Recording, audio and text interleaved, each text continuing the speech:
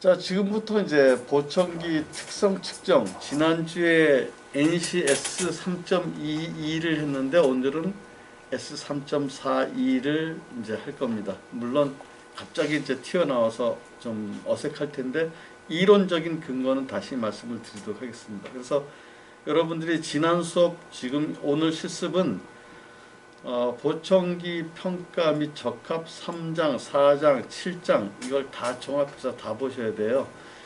상당히 좀 오래 걸리는데, 그리고 지금 제가 말씀드릴 때 마스크를 지금 쓰고 있어서 발음이 어떨지 모르겠습니다. 명료성이 떨어지면은 얘기하십시오. 중간에 벗을게요. 어제 제가 오랜만에 강릉에 다녀왔거든요. 근데 그래서 이제 혹시나 해서 마스크를 계속 쓰고 있고, 근데 이제 어제 너무 걱정 안 하셔도 되는 게, 저도 염려가 돼서 사진을 제가 좋아하는데 계속 차 안에서 찍었어요. 거의 내리지 않고 차 안에서 이렇게 찍었기 때문에 다른 사람들과의 접촉은 거의 없었다고 보시면 됩니다. 그리고 휴게소에서도 미리 준비해 가서, 근데 원래 이렇게 하면 그 지역 상권이 무너지는데 좀 미안하긴 한데, 그래도 점심은 한산한 식당에서 나 혼자, 우리 집사람하고 둘밖에 없더라고요. 그래서 거기서 먹고 왔습니다. 명료성이 떨어지면 또 얘기를 하십시오. 자, 그 다음에 실습 보고서를 적어도 제가 볼 때는 원래 수업 하루 전에는 제출을 해 주셔야 될 것 같아요.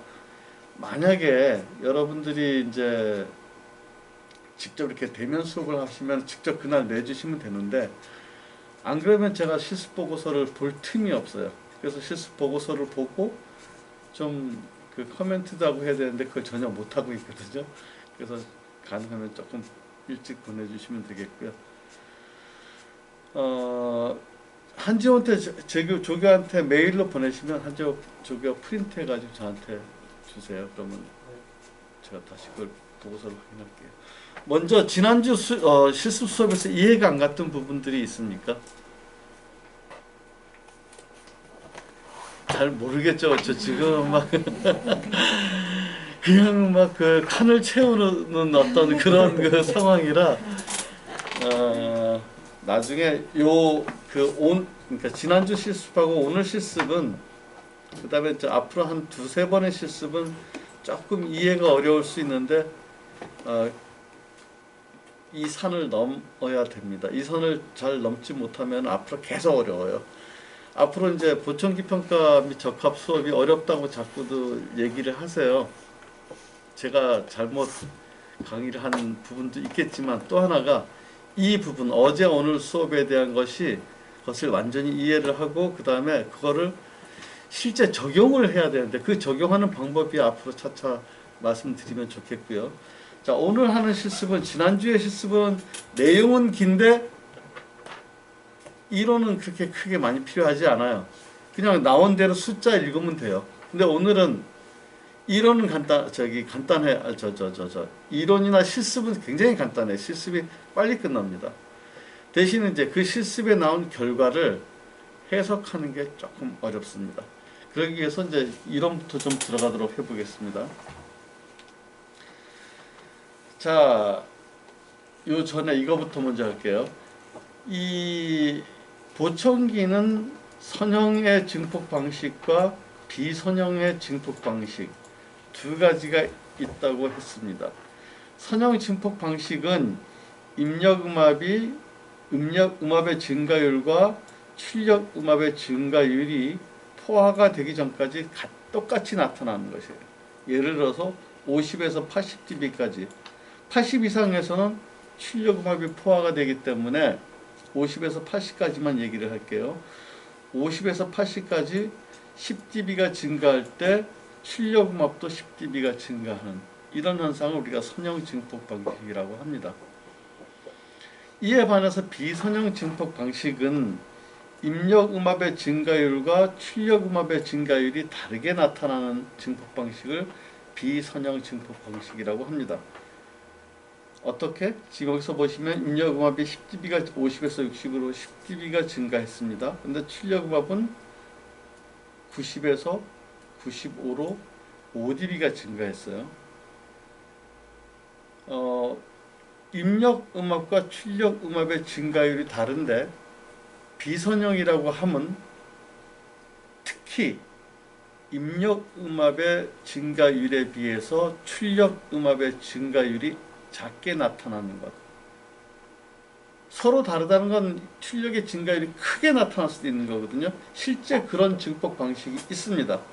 그런데 우리가 보청기에서는 비선형 증폭 방식이다 하면은 입력 음압의 증가율보다 출력 음압의 증가율이 작게 나타나는 방식. 다시 말하면, 좀 쉽게 말하면은 입력 음압은 빨리빨리 변화하는데 출력 음압은 천천히 증가하더라는 겁니다. 이것이 비선형 증폭 방식입니다. 자, 선형과 비선형의 증폭 방식은 두 가지로 나타낼 수 있습니다. 어떻게? 지금 조금 아까 설명드린 인풋과 아웃풋을 가지고 나타내는 방식이 있어요. 근데 인풋과 아웃풋으로 나타낸다는 것은 보청기는 주파수 대역이 인간이 들을 수 있는 주파수 대역, 즉 한 100에서 한 8000Hz까지 증폭을 하는데 그 중에서 한 개의 주파수에 대해서만 나타낼 수가 있어요. 또 한 가지 방법이 있습니다. 어떤 방식으로 나타내느냐. 지금 이 아래 그림처럼 X축이 주파수고 Y축이 출력음압 또는 이득. 그 다음에 X축과 Y축 사이에, 즉 전 주파수에 대해서 이 입력음압의 강도에 따라서 또 나타낼 수도 있어요. 지금 여기는 선이 하나, 두 개로밖에 안 나타나는데 여기는 선이 하나, 둘, 셋, 네 개로 나타나고 있습니다. 이건 무슨 얘기냐면은 요거는 지금 인풋과 아웃풋 한 개의 주파수만 나타낸 거예요. 그러다 보니까 또 다른 주파수 대역은 이 어떤 그 보청기에서 주파수 받는 곡선은 또는 이득 또는 출력은 각 주파수마다 다 다른데 요거 한 개로만 나타내면, 특정 주파수 하나에 대해서만 나타내면은 우리가 전 주파수에 거쳐서 주파수 반응이 어떻게 나타나는지를 다 알 수가 없다라는 거예요. 그래서 지금 요 밑에 아래 그림처럼 인풋, 아웃풋, 그 다음에 강도, 입력음압의 강도, 이렇게 3차원으로 나타내면 조금 더 이해가 쉽지 않겠느냐, 이제 이래서 이렇게 나타내죠. 물론 사전에 선형과 비선형을 이해하기 위해서는 바로 이러한 방식으로 이제 먼저 나타내는 거죠. 자, 그래서 이 위 그림을 통해서 인풋과 아웃풋에 대한 특징을 다시 한번 좀 알아볼 필요가 있습니다. 먼저 선형, 좌측이 선형입니다. 인풋이 50, 60, 70, 80, 90까지 별을 할 때 출력음압이 80, 90, 100, 110으로 변화를 했죠. 그렇죠? 그런데 여기서 80에서 90은 입력음압은 증가했지만 출력음압은 그대로 똑같이 나타나고 있어요. 바로 이 점이 뭡니까? 세츄레이션 포인트입니다. 포화점이라고 얘기를 해요. 그리고 이쪽은, 이 그래프는 지금 완전히 X축하고 수평, 기울기가 전혀 없는데 실제적으로는 기울기가 전혀 없을 수도 있지만 약간 기울기를 아주 주는 경우도 있습니다. 그래서 여기 보시면은 포화점 전까지는 입력음압이 50, 출력음압이 80, 그리고 이득은 30이 나타나죠. 그렇죠? 그 다음에 60은 입력음압이 60, 그 다음에 출력음압이 90, 이득은 90에서 60 빼니까 30. 80이 입력됐을 때도 80이 입력됐을 때 출력음압은 110이죠. 그렇죠? 그러니까 이득은 30. 물론 이제 요거 좀 잘못됐네요. 이렇게 28 정도가 아니라 한 21이나 이 정도로 보면 될 것 같아요.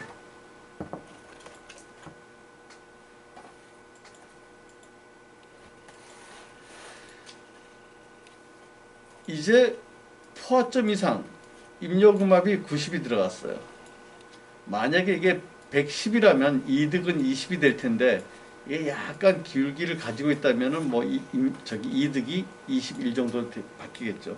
어쨌든 포화가 되기 전 이 사이에서 입력음압 50에서 80 사이에서 이득이 같게 나타나죠. 그렇죠? 자, 여기 보시면은 이 아래 그래프에서 요 보기 쉽게 우측 먼저 볼게요. 맨 위에 선이 뭐냐면 50dB 입력 인풋에 대한 이득 곡선이에요. 그 다음에 두 번째가 60, 세 번째가 70, 네 번째가 80dB 인풋 사운드 프레셔 레벨에 대한 이득 곡선입니다. 네 개로 나타났죠. 그렇죠? 왜냐하면 이건 미리 말씀드리지만 비선형이기 때문에 이득이 다 다르게 나타나기 때문에 이렇게 나타났어요. 근데 좌측 그림에서는 여기에서 50에서 80까지 이득이 모두 같죠. 그렇죠? 이득이 모두 같다 보니까 요 살짝 위 그래프 요거 이 네 개의 그래프가 50, 60, 70, 80dB 인풋에 대한 그래프가 겹쳐진 거예요. 그래서 한 개의 그래프로 보이는 거예요. 왜? 요거 Y축이 이득이란 말이에요. 그렇죠? 이득이니까 이 50, 60, 70, 80dB에 대한 이득이 모두 같아요. 그러니까 하나의 그래프로 나타난 거죠. 그렇죠?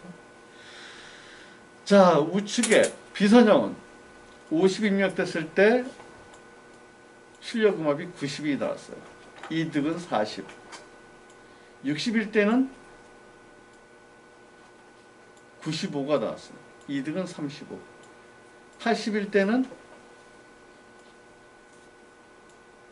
출력음압이 105. 이득은 25. 자, 그러고 보니까 지금 어떤 현상이 발생했냐면은 이 입력음압이 점점 증가하는데 이득은 점점 감소했어요. 이 얘기는 뭐냐면은 각 입력음압에 대해서 이득이 모두 서로 다르게 나타나더라는 겁니다. 이득이 모두 서로 다르게 나타나더라는 겁니다. 그러니까 선형 증폭기는 이득이 한 개로 나타나고 그 다음에 비선형 증폭기는 이득이 각각 서로 다 다르게 나타나더라는 거죠.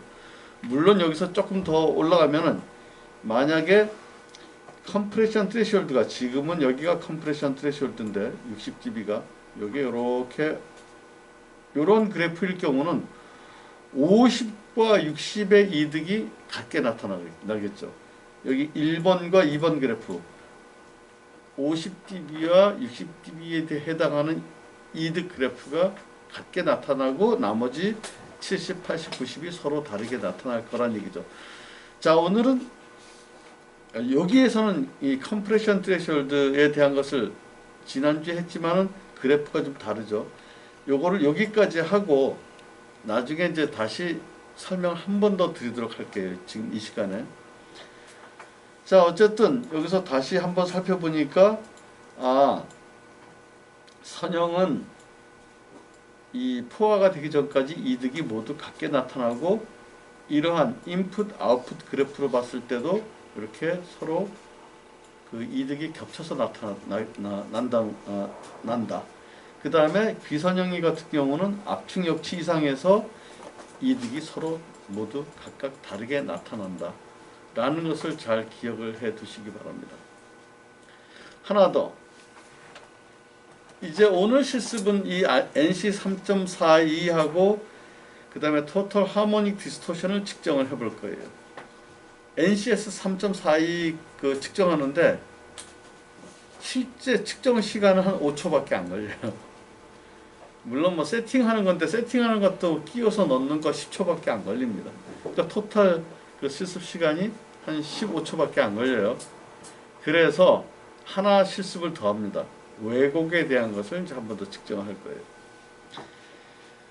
자, 왜곡에서 지금 이 그래프에서 보시면은 볼륨이 원래 이 위치에 있었다. 자, 볼륨을 올리면은 이 그래프가 이렇게 바뀌고 볼륨을 많이 내리면 이렇게 바뀐다는 거예요. 즉, 여기가 한 60dB라고 가정을 할게요. 볼륨을 올리면은 아웃풋이 더 올라가고 볼륨을 내리면 아웃풋이 더 내려가고 맞아요? 간단한, 그러니까 요거를, 그래서 이제 이게 제가 조금 요럴 때 좀 망설여지는데, 자, 지금 요건 인풋이고 요거 아웃풋이에요. 요 한 개의 저기 한 개에 대해서 한번 볼게요. 여기가 몇 dB인지는 모르겠는데, 여기 인풋이 몇 dB인지 모르겠는데, 볼륨을 올리면 소리가 커진다는 거예요. 그렇죠? 그 얘기는 출력음압이 이렇게 올라간다는 겁니다. 볼륨을 내리면 출력음압이 내려간다는 겁니다. 그런데 볼륨을 움직이면은 이러한 특정한 그 음압에 대한 이득이 올라가고 내려가는 것뿐만이 아니고, 작은 소리가 됐던, 이쪽이 작은 소리죠, 그렇죠? 이쪽이 큰 소리고, X축으로 봤을 때 인풋이 작은 소리가 됐던 큰 소리가 됐던 모두 같이 올라가고 내려간다라는 겁니다. 그림으로 보면 굉장히 쉬운데 나중에 또 요거를 실제 응용을 하면 또 헷갈립니다. 그거는 그때 가서 또 헷갈릴 때는 그때 가서 하도록 하고, 자, 그러면은 이때 또 어떤 현상이 생기나를 또 잘 봐야 됩니다. 이거 제가 볼 때는 보청기에서는 조금 아까 말씀드린 그래프, 그 다음에 이 그래프만 잘 이해하면 어려울 게 없어요. 자, 지금 볼륨을 가운데쯤 있을 때, 가운데란 것은 한 요 그래프라고 보시고, 가운데쯤 있을 때는 입력음압이 여기가 70이라고 가정할게요.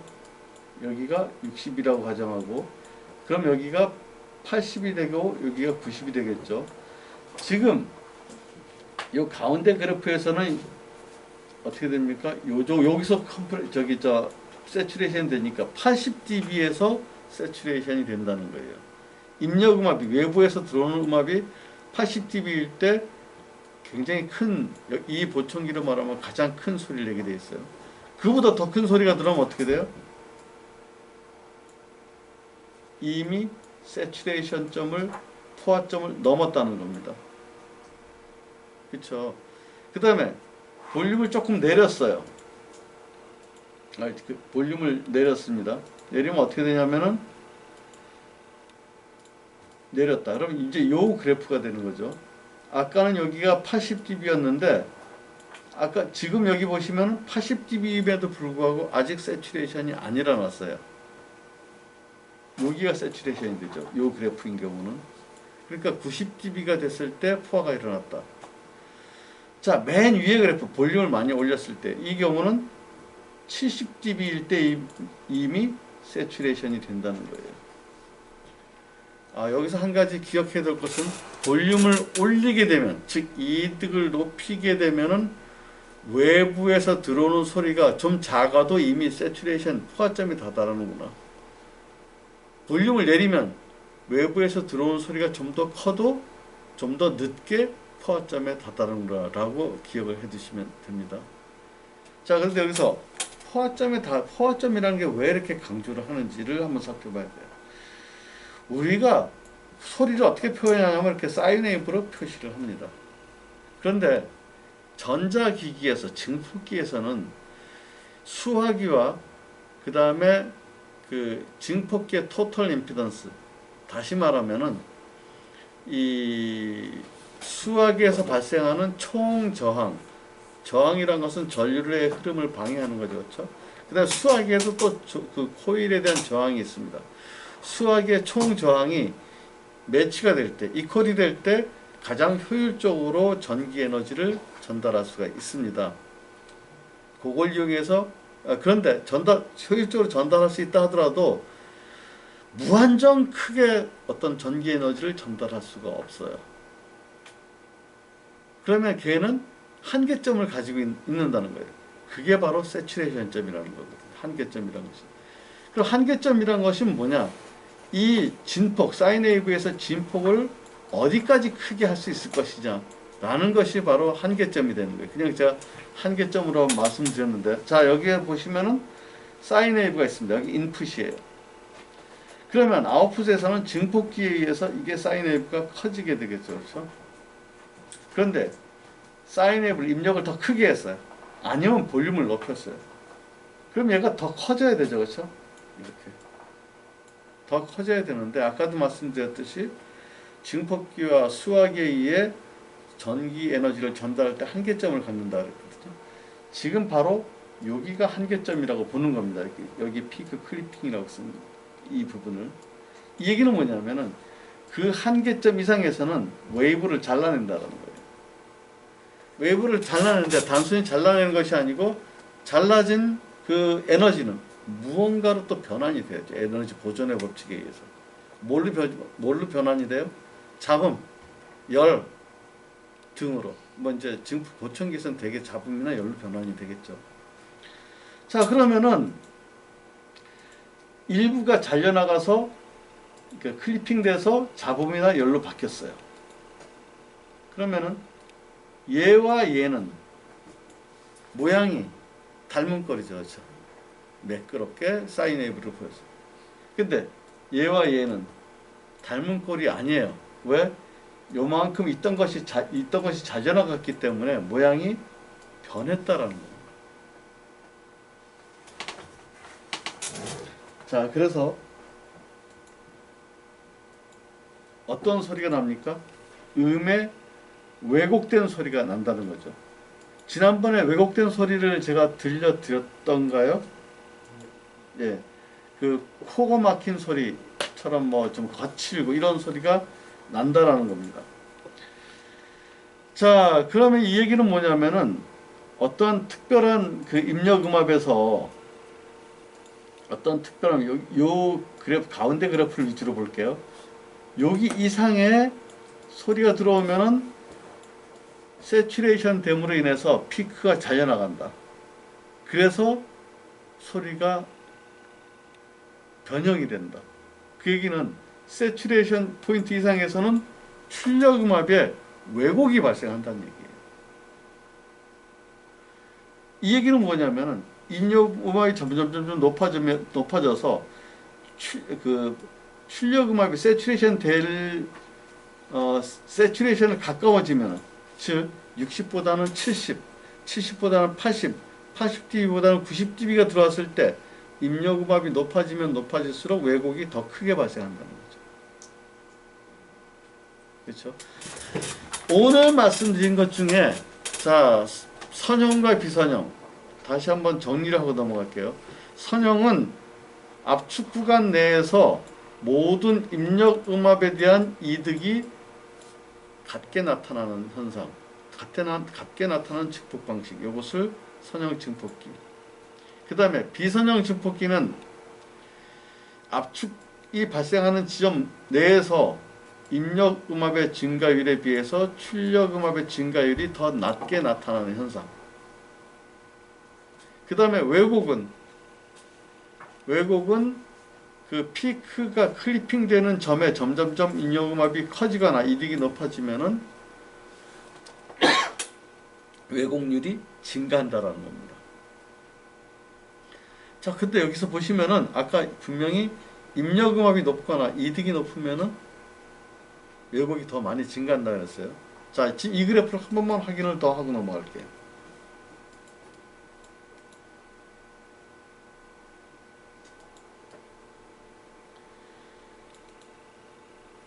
이 두 개의 보청기에서 최대 출력은 선형은 지금 50dB가 입력됐을 때 아웃풋이 80이 나왔으니까 이득이 30이에요. 그렇죠? 자, 얘는 비선형은 최대 출력이 50이 입력됐을 때 출력이 90이 나왔으니까 이득은 40이에요. 그렇죠? 이쪽 증폭기에 비해서 이득이 높아요. 오른쪽 비선형이 이득이 높아요. 최대 이득은 높아요. 그렇죠? 근데 아까 제가 뭐라 그랬습니까? 선형 왜곡률은 입력음압이 높거나 이득이 높을 때 많이 발생한다 그랬어요. 자, 여기서 보시면은 얘는 최대 이득이 높음에도 여기는 40이고 여기는 30이에요. 최대 이득이 얘가 높으면서도 얘는 지금 90dB가 입력되더라도 이제 겨우 포화점에 다다르고 있어요. 이 얘기는 뭐냐면은 90dB까지는 그 왜곡률이 낮게 나타날 수 있다는 거죠. 근데 좌측은 이득이 모두 같아요. 그러다 보니까 80dB가 되면 세츄레이션이 다다르죠. 그렇죠? 도달하죠. 그렇죠? 그러니까 80dB에서 이미 왜곡이 크게 발생할 수 있다는 거죠. 그렇다면 이득이 높음에도 불구하고 왜곡을 덜 발생시키는 비선형 증폭기가 상당히 난청인에게는 좋겠다라는 생각을 해볼 수가 있습니다. 사실 비선형 증폭기는 앞으로도 좋은 점이 많은데 일단 오늘은 비선형 증폭기가 왜곡이 덜 발생할 수 있으니까 좋겠다라는 것만 기억을 해두시기 바랍니다. 자, 그러면은 여기서 볼 때 우리가 어떤 보청기의 그 어떤 그 성능을 측정할 때 뭔가 어떤 신호음을 제시를 해야 됩니다. 그럴 때 여기 보시면은 50dB를 제시했고 60dB 제시했고 70dB 제시했고 80dB를 제시를 했어요. 어떠한 신호를 제시해야 되냐? 간단하겠네요. 여기서 보면은 주파수가 뭐 125에서 8000Hz까지 125에서 8000Hz가 골고루 포함된 이러한 신호를 착 제시하면 좋겠다는 거죠. 그럼 화이트 노이즈를 제시할 것이냐? 화이트 노이즈는 125에서 8000Hz까지 모든 인텐시티가 거의 비슷한 그런 형태예요. 그런데 그건 아니죠. 왜 아니냐? 인간이 보청기를 착용하고 듣는 소리가 보통 크게 대화음이란 말이에요. 그러면은 대화음과 비슷한 소리를 제시를 해야 돼요. 그래서 어떻게 했느냐? 예전에는 어떤 사람들이 대화를 할 때 그 발성음을 녹음을 해요. 녹음을 한 다음에 그거를 시간대별로 잘게 쪼갠 다음에 주파수별로 인텐시티가 어떻게 나타나는 걸 확인을 해봤어요. 그랬더니 이렇게 나타나는 겁니다. 우리 인간의 말소리 중에는 저주파수 대역이 많이 높게 나타나고 Y축이 dB, 고주파수 쪽은 그 고주파수의 성분의 에너지가 약하게 나타나더라. 이게 바로 뭐예요? 스피치 노이즈입니다. 따라서 화이트 노이즈는 우리가 얼마든지 생성을 해요. 어도비 오디션이라는 걸 가지고 얼마든지 만들어냅니다. 근데 스피치 노이즈는 없어요. 거기 그 어도비 오디션에 보면 스피치 노이즈는 아무리 찾아봐도 스피치 노이즈의 스펙트럼이 안 나옵니다. 왜? 이 스피치 노이즈는 각 국가의 언어마다 다 다릅니다. 영어, 한국어. 제가 한국에서는 이제 맨날 그걸 비교하다 보니까 이제 많이 써먹는데, 한국어는 이런 식으로 나타난다면 영어는 이런 식으로 나타나요. 한국어는 저주파와 고주파수의 에너지 차이가 크게 나요. 근데 영어는 좀 덜 납니다. 어쨌든 뭐가 됐든 나 자세한 건 나중에 공부하도록 하고, 이런 화이트 노이즈를 스피치 노이즈와 비슷하게 해서 이제 제시를 한다는 거예요. 그런데 또 문제가 생겨요. 어떤 문제가? 보청기가, 요즘 보청기가 장난이 아니거든요. 딱 보청기가 신호음이 들어오는데 얘 뭐야? 노이즈잖아. 캔슬레이션. 그러니까 측정이 안 되는 거예요, 이게. 그래서 어떻게 하느냐? 그럼 사람 말소리를 직접 넣자. 사람이 대화를 하기 위해서 보청기 만든 거니까. 그래서 영어를 넣었어요. 그랬더니 중국 사람들이 그렇지 않아도 지금 분위기가 심상치 않은데, 야, 이씨, 왜 그거 분석하는데 우리말은 안 넣어? 그게 너네들 들어와. 그랬더니 프랑스, 독일 다 나오네. 아랍. 그래서 야, 이씨, 그러면 그러지 말고 우리 다 넣자고, 여러 나라 말소리를. 그래서 한 6개국을 8개국을 넣었어요. 넣어서 영어, 중국어, 아랍어, 프랑스어 순차적으로 이쪽에서 영어, 중국어, 아랍어, 프랑스어, 독일어, 영어, 중국어, 이런 식으로 넣어가지고 계속 제시를 하는 거예요. 그걸 강도별로 측정을 하겠다는 겁니다. 그게 바로 어디에서 나오느냐? IEC 6018-15에서 이러한 그 측정 방법을 만들었습니다. 그래서 제가 오늘 보내드린 측정 방법에서 IEC 6018-15에 보면은 어떻게 만들었고 뭐 어떻게 측정하고 여러 가지가 나오는데, 오늘은 그렇게 복잡하게 하지 않을 겁니다. 얘는 어쨌든 얘는 어쨌든 2cc 커플러, 지난주에 실습했던 2cc 커플러를 통해서 측정을 하는데 어떻게? 이러한 신호음을 제시를 해서 측정을 할 겁니다. 어쨌든 이러한 특성은 뭐냐? 대략 보면 스피치 노이즈하고 비슷한 형태예요. 저주파수는 높고 고주파수는 낮게 떨어지는. 얘는 그 유럽 보청기 제조사 협회에서 개발을 했습니다. 그런데 이제 미국 놈들이 뺏어간 거나 다름없죠. 왜냐면 이 기계들은 유럽 쪽이 참 잘 만들어요. 북유럽, 서유럽 이쪽이. 그래서 보청기 회사만 하더라도 보청기 회사가 덴마크에만 리사운드 계열이 있죠. 벨턴하고 같이. 그 다음에 어티콘도 있죠. 그 스위스 쪽도 거의 뭐 북유럽, 서유럽 쪽이죠. 독일도 마찬가지고. 걔들 기계는 잘 만들어요. 근데 기가 막히게도 미국이 그 운영을 잘합니다. 사실 이 스마트폰 저는 이제 삼성 걸 주로 사용하고 있는데 기본적인 하드웨어 스펙을 보십시오. 얘가 애플보다 훨씬 위입니다. 근데 소프트웨어는 구글이 이 어떤 기본적인 하드웨어 스펙이 낮으면서도 운영은 훨씬 잘 돼요. 난 답답한 게 뭐냐면 삼성 저번에 이제 배터리가 이렇게 불룩하게 튀어나와가지고 이게 이제 하드웨어 충전을 많이 해서 그런가 봐요. 거치러 갔더니 한 얘기가 저기가 스마트폰을 잘 쓰시려면은 하루에 한 번씩 껐다 키시래. 그러면은 이 저기 속도도 빠르고 어쩌고 저쩌고. 아우 짜증나. 근데 이 구글 애플의 그 뭐죠? 아이폰? 그거는요 거의 껐다 켜질 않습니다. 초반에 나왔던 것들은요 껐다 켜는 그러니까 전원 스위치 자체가 없었어요. 그래도 잘 들어갔거든요.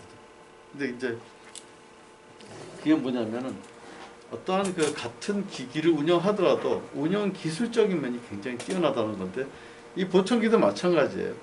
그래서 얘들이 개발을 해가지고 어떻게 했냐면은 미국 애들이 그 표준을 지네들이 다 만든 거예요. 뭐 저 측정 절차나 이런 것들을. 그래서 보면은 제가 IC가 국제고 NC가 미국 국가 표준이지만 NC를 계속 사용하는 게 뭐냐면 요즘에 NC나 IC나 똑같아요.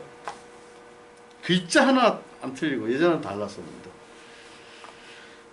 이게 저기 나중에 이제 뭐 그 비하인드 스토리를 말씀드리면 미국 놈들이 참 나쁜 놈들이에요. 하여튼 그런 게 있습니다. 어쨌든 얘는 그래서 아랍어, 영어, 프랑스어, 독일어, 북경어, 스페인어를 갖고 만들었어요. 우리 한국어는 없습니다. 일본어도 없습니다. 사실 일본어 스펙트럼 한국어하고 차이 나고 한국어하고 영어하고 또 차이 나고 근데 이제 뭐 인구수도 좋고 사용하는 언어 수가 작아서 그럴지도 모르겠죠.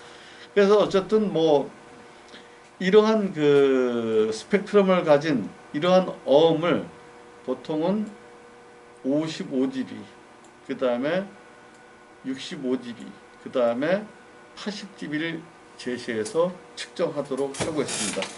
왜 55dB냐? 65 플러스 마이너스 12에서 53이죠, 그렇죠? 55에 가깝죠. 그래서 그냥 55. 65는 말 그대로 65. 그 다음에 80. 원래는 77dB가 보통 대하면서 큰 레벨이죠. 그래서 그냥 80dB로 제시해서 측정을 해라. 물론 뭐 이것은 나는 55dB는 굳이 측정 안 할래. 그럼 측정 안 해도 됩니다. 어쨌든 이것이 IC에서 권장하는 측정 방법이에요. 제가 이것을 간단하게 지금 설명드리는 이유는 오늘 IC를 가지고 측정은 안 할 겁니다. NC를 가지고 할 겁니다. 그렇지만 중요한 내용이기 때문에 이론 시간에서는 이것을 조금 더 충분히 설명을 드릴 겁니다. 보청기의 배치는 똑같아요. NCS 3.22와 똑같이 배치를 하고 자 오늘 실습은 그 보청기의 리니어 난리니어의 보청기에 대한 NC 3.S 3.42에 대한 분석 그 다음에 선형 비선형에 대한 50에서 90dB를 입력했을 때 왜곡률 요거 두 가지를 이제 할 겁니다.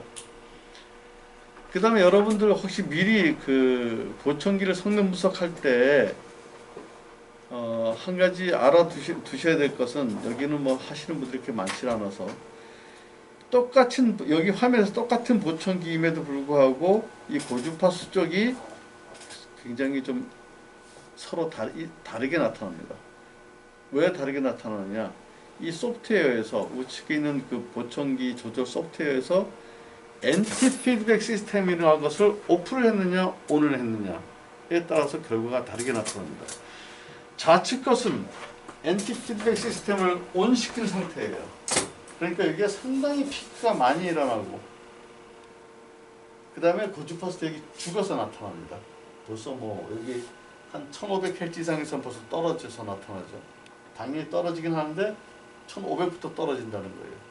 이거는 엔티 피드백 시스템 영향이에요. 요거는 보면은 거의 3000Hz까지 피크가 그대로 나타나고, 피크가 그 수많은 피크가 거의 뭐 사라진 그런 형태로 나타나거든요. 이렇게 분석이 되면은 이거 어떻게 우리가 읽어요? 못 읽어요. 그래서 가능하면은 우리가 보관용이다, 이 사람의 보청기가 어떠한 형태로 지금 특성이 나타나고 있느냐를 할 때 보관용이라고 한다 그러면은 엔티 피드백 시스템을 오프를 시키고 항상 측정하시는 것이 나중에 비교를 위해서도 좋다라는 거죠. 그 다음에 여기 보시면은, 자 지금 실습을 하게 되면 나온 그래프를 가지고 여러분들이 구해야 될 게 뭐냐면, 컴프레션 트레셔홀드가 어디에 있는지, 그 다음에 컴프레션 레이션은 어떻게 되는지를 구해서 보고서를 작성하셔야 됩니다. 컴프레션 레이션은, 일단 컴프레션 트레셔홀드는 이런 겁니다. 좌측 같은 경우는 50, 60, 70까지 이득이 같아요. 그 얘기는 뭐예요?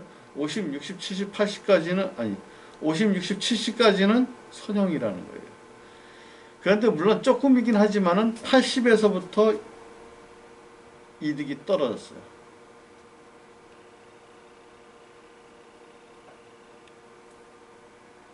똑같아요. 그렇죠? 여기서 떨어졌어요. 그러면 무슨 얘기냐? 최소한 80dB부터 압축이 시작됐다는 거예요. 그 얘기는 80dB가 컴프레션 트레시홀드라는 거예요. 물론 여기서 압축 제한을 했는지, 정말 그 피크 클리핑 했는지, 그건 나중 문제예요. 이거 여기서 따지지 않고 나중에 따질 테니까. 그 다음에 이거는 뭐예요? 50dB부터 이득이 계속 줄어들기 시작했어요. 이 얘기는 압축 역치가, 컴프레션 트레시홀드가 어딥니까?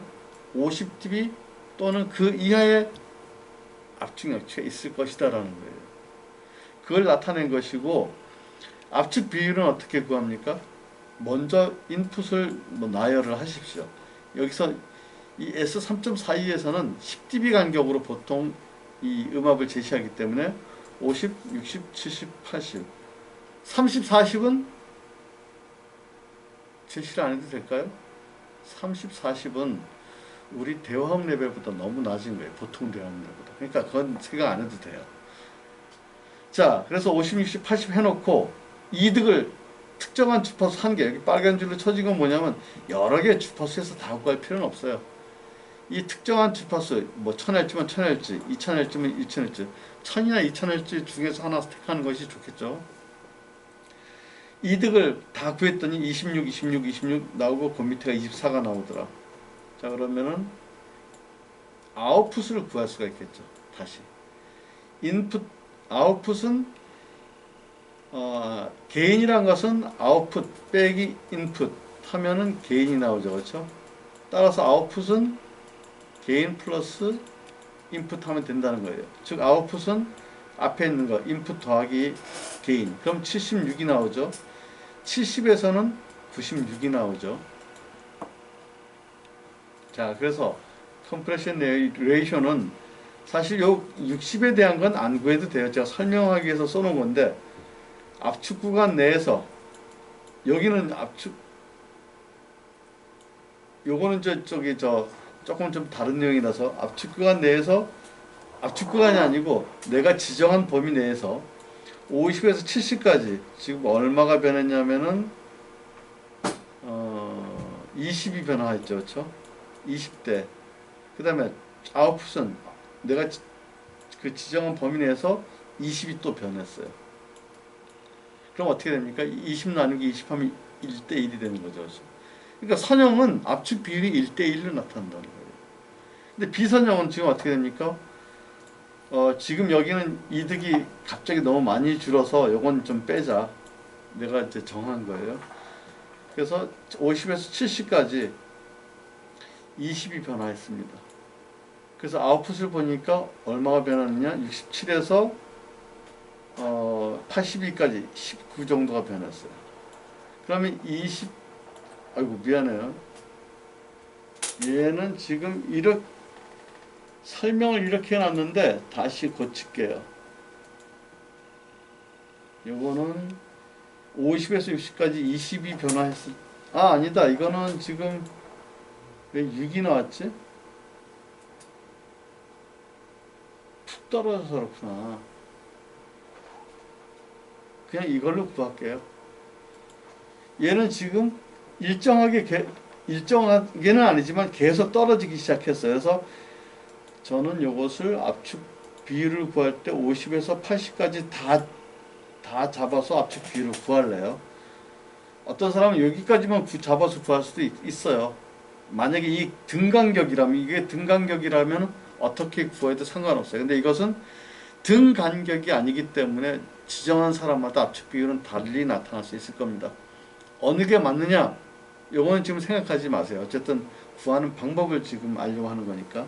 저는 근데 다 잡았어요. 그래서 여기까지 30이 변화했습니다. 그런데 아웃풋은 여기서 여기까지 얼마가 변했냐면 19가 변화했어요. 항상 압축 비율은 뒤를 1로 둬야 됩니다. 그래서 그러려면 30 나누기 19 하면 되게 1.58대 1이 나올 겁니다. 압축 비율은 이렇게 구하시면 된다는 거죠. 그래서 보시면은 가끔 가다가 요걸 보고 구하는 분들이 계세요. 요거 보고. 요거는 주파수가 어디게요? 저는 알고 있는데 지금은 안 가르쳐 줄 거예요. 왜냐하면 여러분들이 직접 여기서 어떤 주파수 하나를 잡아서 구하십시오 하는 의미이기 때문에 제가 그게 어떤 주파수는 아직은 안 가르쳐 드릴 텐데 뭐 어떤 것든지 잡아서 구하시면 됩니다. 여기를 1kHz를 기준으로 구하셔도 되고 2kHz 구하셔도 되고, 단지 4kHz는 선이 좀 너무 복잡해서 1이나 2kHz를 잡으셔서 선형과 비선형에 대한 압축 역치와 압축 비율을 구하셔서 보고서를 작성하시면 됩니다. 자, 그리고 보고서는 가능하면 다음 주 금요일 정도까지, 그러니까 목요일날 제출하시면 제일 좋아요.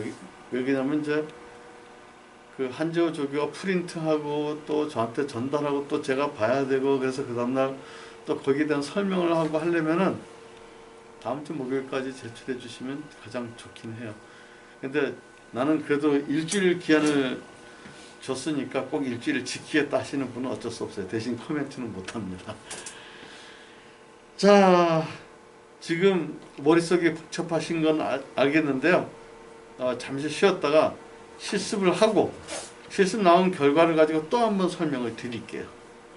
지금 당장 혹시 질문이 있으실까요? 예, 제가 아마도 어느 때보다도 이 실습에 대해서 이론적인 부분을 열정적으로 설명하고 있는 겁니다. 왜? 지난번 같은 경우 그래도 조금은 섞여 있었어요. 센터를 하시는 분, 뭐 관련 있는 분인데 이번 기수들은 절묘하게 거의 없더라고요. 그래서 이렇게 운영을 하고 있습니다. 자, 잠시 후에 다시 시작할게요. 감사합니다.